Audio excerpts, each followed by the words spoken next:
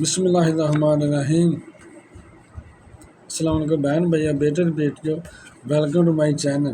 آج کی ویڈیو کا خاص کر موضوع یہ ہے کہ دل توڑنے کی سزا کیا ہے۔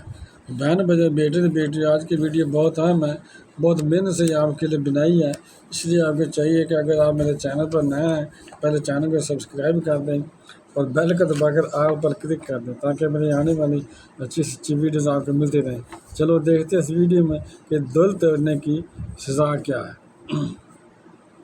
حضرت امام باقر رضی اللہ عنہ کے بیٹے حضرت امام جعفر صادق رضی اللہ عنہ آپ ایک دن اللہ کے نیک بندوں کو درس اخلاق دے رہے تھے، ان کا درس دے رہے تھے۔ اتنے میں آپ کے پاس ایک شخص روتا ہوا، آنکھوں سے آنسو بہاتا ہوا حاضر ہوا اور عرض کرنے لگا کہ یا حضرت، ہر گناہ کی اللہ نے قیامت کے دن کوئی نہ کوئی سزا ضرور رکھی ہے۔ ہر گناہ کی، ہر خطا کی، ہر کی غلطی کی اللہ تعالیٰ نے قیامت کے دن کوئی نہ کوئی سزا ضرور رکھی ہے۔ بے نمازی، ماں باپ کا نافرمان، ظالم، ان تمام لوگوں کی اللہ تعالیٰ نے قیامت کے دن سزا رکھی ہے۔ ہر ایک گناہ گار، بدکار، سیاہ کار کی قیامت کے دن سزا مقرر ہے، لیکن کسی کا دل توڑنے والے کے لیے اللہ نے کیا سزا رکھی ہے؟ کسی کے زخموں پر نمک چھڑکنے والے کے لیے، کسی کی زندگی برباد کرنے والے شخص کے لیے، کسی شخص کی زندگی جینے بنانے والے کے لیے اللہ نے کیا سزا رکھی ہے؟ یہ سن کر حضرت امام جعفر صادق رضی اللہ تعالیٰ عنہ نے فرمایا، اے بندہ خدا، میں نے اپنے بابا حضرت امام باقر رضی اللہ عنہ سے سنا، انہوں نے اپنے بزرگوں سے سنا، انہوں نے اپنے بزرگوں سے سنا، پھر انہوں نے جناب سیدنا علی مرتضیٰ شیر خدا کرم اللہ وجہ الکریم سے سنا۔ حضرت علی رضی اللہ عنہ نے فرمایا، اگر اللہ چاہے تو بروز قیامت جو سزا قتل کرنے والے کو دے گا وہی سزا دل توڑنے والے کو دے گا۔ پوچھا کیا حضرت، قتل کرنا اور دل توڑنا ان دونوں کی سزا برابر کیوں ہے؟ تو حضرت سیدنا علی مرتضیٰ شیر خدا کرم اللہ وجہ الکریم نے فرمایا، وہ اس لیے کہ قتل کرنے سے انسان کا جسم مرتا ہے اور دل توڑنے سے انسان کی روح کو صدمہ پہنچتا ہے۔ دل توڑنے سے انسان کی روح کو تکلیف ہوتی ہے۔ جب انسان کی روح کو صدمہ پہنچتا ہے پھر بیچارہ انسان نہ مر سکتا ہے اور نہ جی سکتا ہے۔ مرنے کی کوشش کرتا ہے مگر مر نہیں سکتا کیونکہ خودکشی حرام ہے، اور سکون سے جی بھی نہیں پاتا۔ جو کسی کے سکون کا دشمن بن جائے، جو اللہ کے بندے کے سکون کا دشمن بن جائے، وہ ہرگز نہیں بخشا جائے گا۔ اس کی زندگی دکھوں کے درمیان لٹک جاتی ہے۔ اس لیے تو اللہ تعالیٰ نے اس بدترین گناہ کی سزا یہ رکھی ہے کہ کسی کو دکھ دینے والے کی، کسی کا دل توڑنے والے کی تمام نیکیاں قیامت کے دن ختم کر دی جائیں گی، اس کی نیکیاں بھی ختم کر دی جائیں گی اور قتل کرنے والے کی نیکیاں بھی ختم کر دی جائیں گی۔ جوانوں، اگر کسی کو ایک پل کی خوشی نہیں دے سکتے تو نہ دیں، کسی کو ساری زندگی کے لیے دکھوں میں بھی نہ ڈالنا۔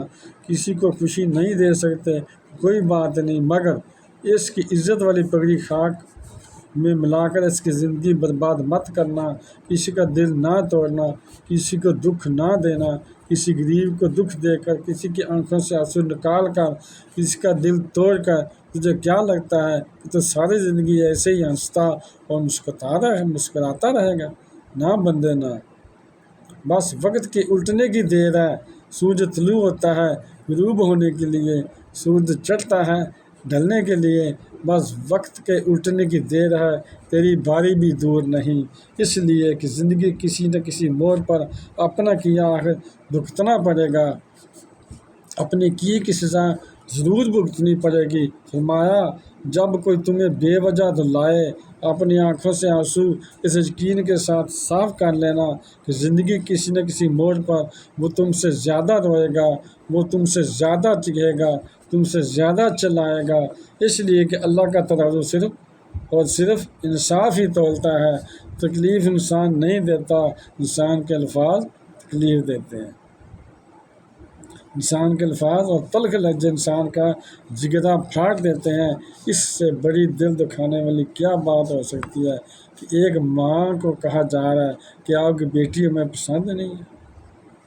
ہائے نہ ہم رہے نہ دل لگانے کے قابل، نہ دل رہا غم اٹھانے کے قابل، ربا تیرے بندوں نے دیے اتنے غم، چھوڑا نہ ہمیں مسکرانے کے قابل۔ ایک مصور کو کہا گیا کہ دل کے دروازے کی تصویر بنائے، مصور نے تو پہلے تو ایک بہت خوبصورت سا دل بنایا، پھر دل کا ایک چھوٹا سا دروازہ بھی بنایا، لیکن اس دروازے کو کھولنے کے لیے ہینڈل نہیں لگایا۔ دل کو کھولنے کے لیے ہینڈل کا لگانا ضروری ہوتا ہے نا، مگر اس نے ہینڈل نہیں لگایا۔ اس سے ہینڈل نہ لگانے کی وجہ پوچھی گئی تو مصور نے مسکراتے ہوئے کہا، دل کے دروازے اندر سے کھلتے ہیں، باہر سے نہیں کھلتے۔ اے شرابی، تو سمجھتا ہے کہ میں نے کسی کا کیا بگاڑا ہے؟ ہر گناہ کرنے والا سمجھتا ہے کہ میں نے کسی کا کیا بگاڑا ہے؟ ارے نادان، تو سمجھتا ہے کہ میں نے کسی کا کیا بگاڑا ہے؟ تیرے اٹھنے والا ہر قدم مدینے والے کے سینے پر وار کر رہا ہے، مدینے والے کو دکھ دے رہا ہے، مدینے والے کا دل دکھا رہا ہے۔ ہائے، اور تو کہہ رہا ہے کہ میں نے کسی کا کیا بگاڑا ہے؟ جو مر گئے مجھے ان کا کوئی دکھ نہیں، مجھے تو زندہ قبرستان کا دکھ ہے۔ زندہ بدنے لوگوں کو کتنی تکلیف دیتے ہیں۔ اس دنیا کی بھی عجیب فطرت ہے، کوئی آ رہا ہے اور کوئی جا رہا ہے، کسی کے لیے حیات اور کسی کے لیے موت، کسی کا شاندار مکان تو کوئی قبر کا مہمان، کوئی زندگی کا پہلا غسل کر رہا ہے تو کوئی آخری بار نہا رہا ہے۔ صاحب موت برحق ہے مگر کفن میں شک ہے۔ دیہات کی بہتی ہوئی ایک نہر میں ایک لاش ملی، لاش پھول گئی تھی، پہچانی نہیں جاتی تھی۔ دیہات والوں نے سوچا کہ کوئی بھی ہے مگر مسلمان تو ہے، غسل کفن تو دیا جائے، جنازہ تو پڑھایا جائے۔ اب دیہات کے ایک مولوی صاحب سے غسل کروایا گیا۔ مولوی صاحب نے غسل تو دے دیا مگر ان کے پاس کفن دفن کے لیے پیسے نہیں تھے۔ اب مولوی صاحب نے لاؤڈ سپیکر پر اعلان کیا کہ ایک لاوارث لاش ملی ہے، ان کے کفن کے لیے چندہ جمع کرنا ہے۔ اب مولوی صاحب کی آواز پر کسی نے 1 روپیہ دیا، کسی نے 2 روپے دیے۔ قصہ مختصر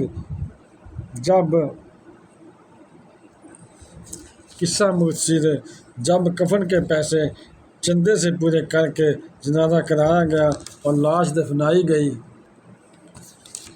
1 ہفتے بعد پتہ چلا کہ وہ تو فلاں زمیندار کی لاش تھی، وہ تو فلاں امیر کی لاش تھی جس کی کوٹھیاں بنگلے 4 نوجوان بیٹے تھے، وہ تو علاقے کا نمبردار تھا، 10 مربع زمین اور کروڑوں کا مالک تھا۔ ہائے، اس نے زندگی میں کبھی سوچا بھی نہ ہوگا کہ جب میں مر جاؤں گا تو میرے چندے کے پیسوں سے مجھے کفنایا جائے گا، دفنایا جائے گا، چندے کے پیسوں سے میرے لیے کفن لیا جائے گا۔ اللہ اکبر۔ تو بیٹے تو بیٹیوں، بہن بھائیوں، اگر آپ کو میری یہ ویڈیو پسند ہے اور ابھی تک آپ نے میرے چینل کو سبسکرائب نہیں کیا تو لازمی کر لیں اور بیل کو دبا کر آل پر کلک کر دیں تاکہ میری آنے والی اچھی سی ویڈیوز آپ کو ملتی رہیں۔ چلو ملتے ہیں نیکسٹ ویڈیو میں۔ السلام علیکم، خدا حافظ۔